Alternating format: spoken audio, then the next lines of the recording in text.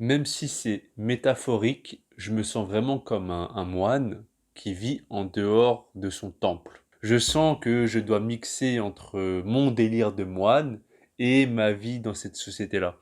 Et en fait, pourquoi je me sens comme ça? C'est parce que je pense avoir compris une des raisons qui font que je me suis incarné, une de mes missions dans cette vie. Je t'explique en fait, là je vais te faire un petit cours de bouddhisme. En fait, là j'ai mon tatouage qui est juste là, qui représente une personne qui s'appelle Kuan Yin. Et en fait, cette Kuan Yin, c'est la déesse de la compassion. En fait, là, je te fais une petite explication de qui elle est. C'est un bodhisattva. Ce qu'on appelle bodhisattva, c'est une personne qui a atteint l'éveil, mais qui choisit de rester dans la vie pour accompagner des personnes à atteindre l'éveil. C'est comme si cette personne-là était une passerelle pour mettre fin à la souffrance des autres personnes.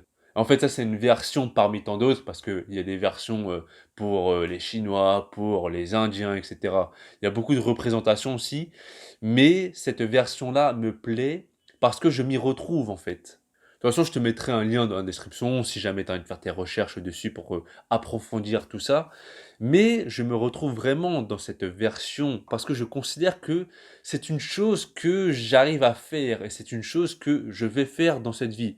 Je t'explique de quelle manière je le fais. Déjà par rapport à mes vidéos, parce que je sais que j'ai eu de l'impact sur des personnes, que ce soit à travers des commentaires, à travers des messages que j'ai reçus. Je sais que ce que j'ai pu dire, ce que je dis, ça peut aider d'autres personnes là. Je le fais aussi dans la réalité en rencontrant des gens. J'ai rencontré pas mal de personnes grâce à mes vidéos et tout ça. Et même à l'étranger quand je partais. Je vais te raconter une histoire quand j'étais au Costa Rica par rapport à deux personnes que j'ai rencontrées où je sais que j'ai eu beaucoup d'impact sur eux parce qu'ils me l'ont dit et tout ça, tu vois. La première personne, c'était un Américain de 38 ans que j'ai rencontré. Après, on est resté en contact pendant quelques jours, on a discuté pas mal. Et je le voyais que quand il me parlait, et même il me l'a dit, tu vois, il se sentait vraiment reconnaissant par rapport à tout ce que j'ai pu lui dire. Il s'est senti vraiment inspiré par qui j'étais. Et quand je dis ce genre de choses, c'est vraiment pas pour me la raconter.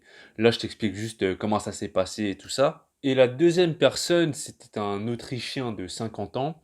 En fait, je l'ai rencontré dans l'hôtel où j'ai fait du volontariat. Du coup, pendant 2 semaines, on était ensemble et on parlait tous les jours. C'était vraiment sympa.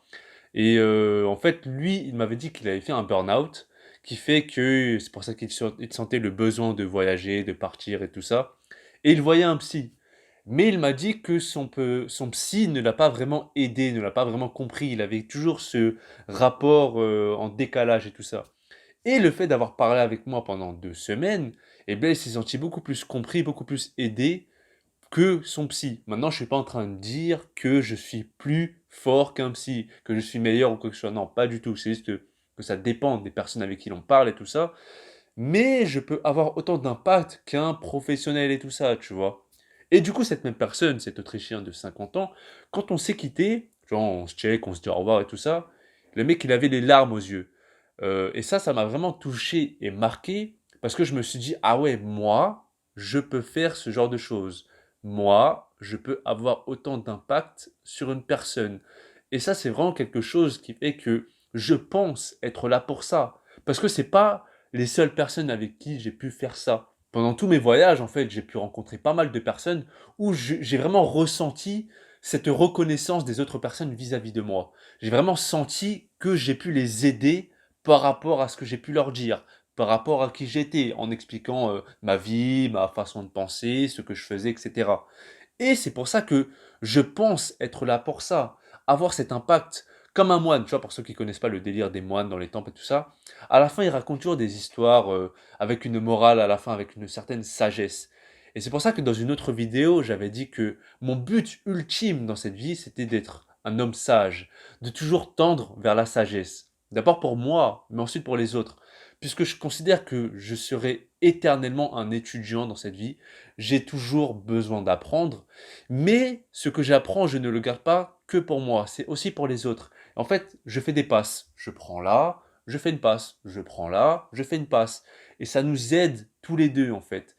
Et c'est pour ça que, en faisant ça, je considère que je remplis ma mission de vie.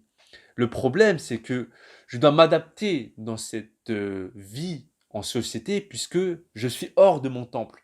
Encore une fois, même si je suis un moine, eh bien je ne vis pas dans ce temple-là puisque je suis soumis aux mêmes règles, aux mêmes lois que toi dans cette même société dans laquelle nous vivons, puisque j'ai besoin d'argent.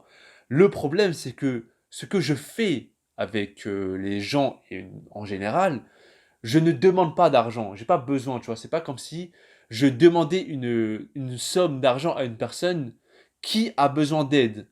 C'est pas quelque chose qui pour moi est correct parce que je considère que ça, tout ce qui est sagesse, tout ce qui est leçon de vie, je peux pas le salir avec de l'argent.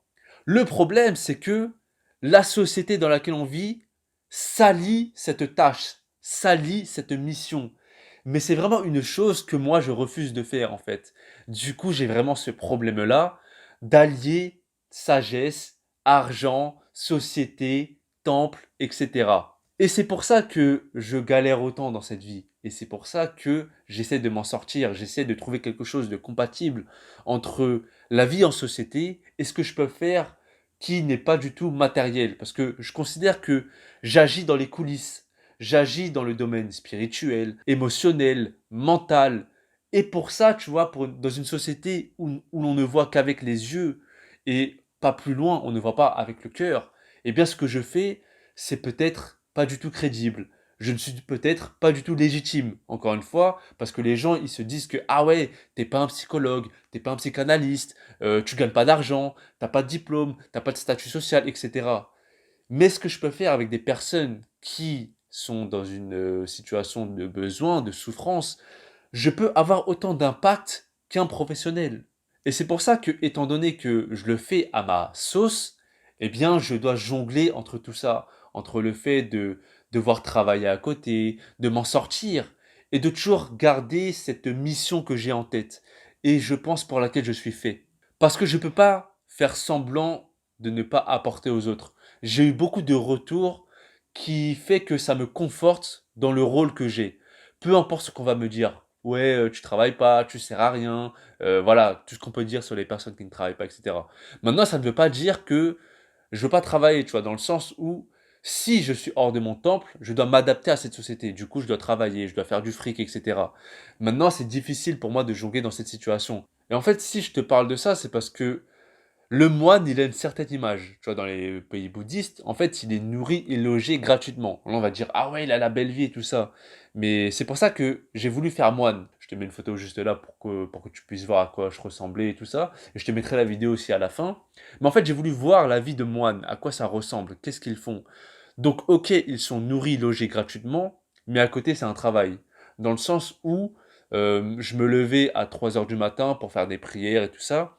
Et en fait, les moines, encore une fois, ils agissent sur le plan spirituel. C'est-à-dire que pour les personnes qui vivent dans un pays bouddhiste, tu vois, Asie du Sud-Est, etc., eh bien, ils vont chasser les esprits, bénir une personne, une maison, etc. Mais en échange de tout ça, bah, ils peuvent pas avoir un travail normal, un travail de vendeur, un travail de, je sais pas quoi, taxi, j'en sais rien. Et moi, dans ma manière de voir les choses, eh bien, je veux mixer ces trucs-là. C'est-à-dire que je peux pas être un moine, puisque j'ai pu voir, en ayant fait une semaine moine, que cette vie-là ne me correspond pas, et que en étant français occidental, cette culture est beaucoup trop éloignée, qui fait que je peux pas le faire. Le fait de ne pas parler la langue, le fait d'être trop dans mon délire, parce que je suis pas un bouddhiste, tu vois, je me considère pas comme bouddhiste, bien que je m'inspire fortement de cette philosophie. C'est pour ça que je parle de détachement, c'est pour ça que je parle d'élévation, de spiritualité, etc. Mais je ne veux pas avoir cette étiquette de bouddhiste. Et du coup, en ayant eu cette expérience-là, je peux comprendre que je ne peux pas être complètement dans la société, mais je ne peux pas être en tant que moine dans un temple à part, en dehors de cette société-là. C'est pour ça que je dois mixer les deux et que j'essaie de trouver ma place dans ce monde. C'est comme si là j'avais le cul entre deux chaises, tu vois. Et en fait, le délire, c'est comme si on n'avait pas la même paye, tu vois. Un moine, quand il va travailler sur le plan spirituel, on va pas le payer avec de l'argent, non, on va le payer avec la nourriture, avec le toit, etc.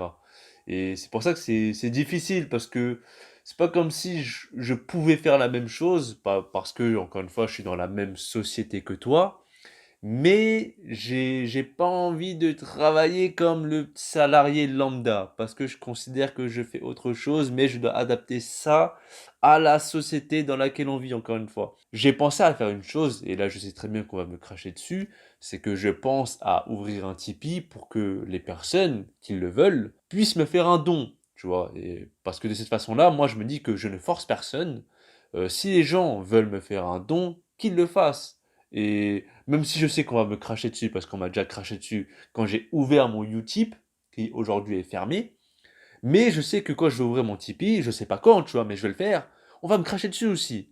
Mais vas-y tranquille, tu vois, j'accepte.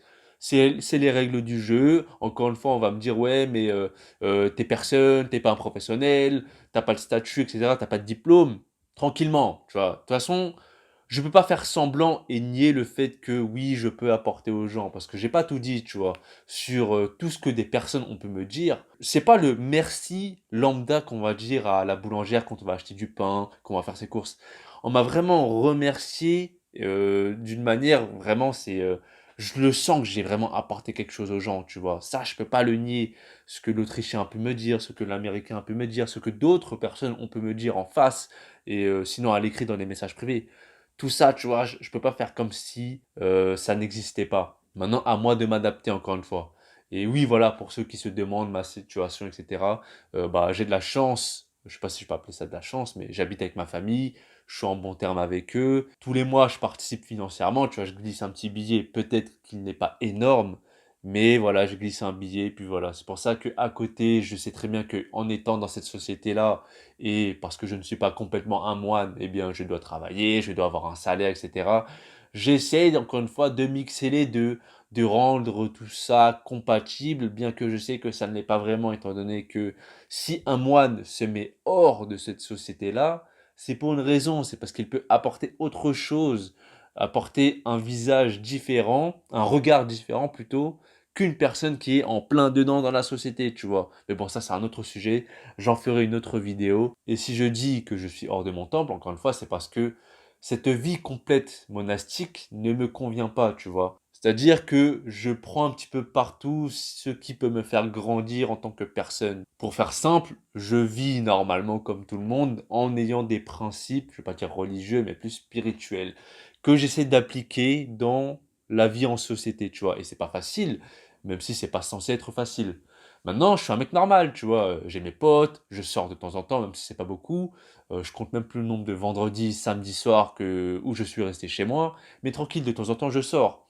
Et un point aussi où je veux en venir, c'est que il y a plein de personnes, peut-être ça c'est à cause de moi, l'image que j'ai laissé paraître, ils se disent ouais, toi je crois que t'as pas de désir, on dirait tu t'en bats les couilles des meufs ou quoi que ce soit. Non, voilà, je suis un mec, je suis un homme, et on va le dire comme ça, d'une manière brute, et grossièrement, comme la plupart des mecs, voilà, j'ai la bite en feu, j'ai du désir, voilà, je m'arrête là. Je vais te mettre plusieurs vidéos. La première ici, c'est quand j'étais moine, si jamais ça t'intéresse de voir à quoi ça ressemblait. J'en ai fait une petite vidéo quand j'étais au bled et tout ça. Et la deuxième, bah, c'est un vlog, pareil, quand j'étais au bled, quand j'étais au Laos. Et pour répondre définitivement, pour ceux qui se demandent, bah, je suis chinois et laotien. Voilà.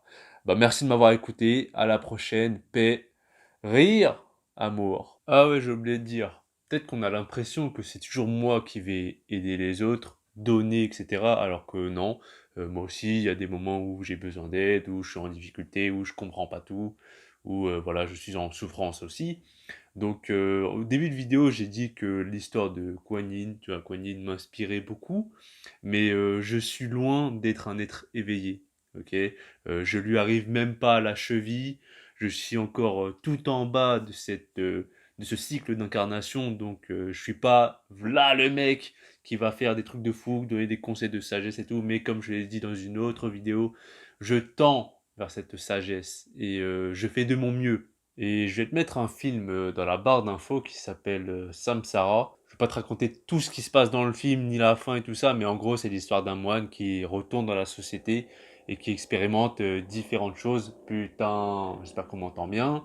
Qui va expérimenter, tu sais, le travail, le mariage, etc. Donc voilà, c'est dans la barre d'infos. Bah, merci d'avoir regardé les vidéos juste là, le fait d'être moine, mon vlog au Laos et tout ça. À la prochaine!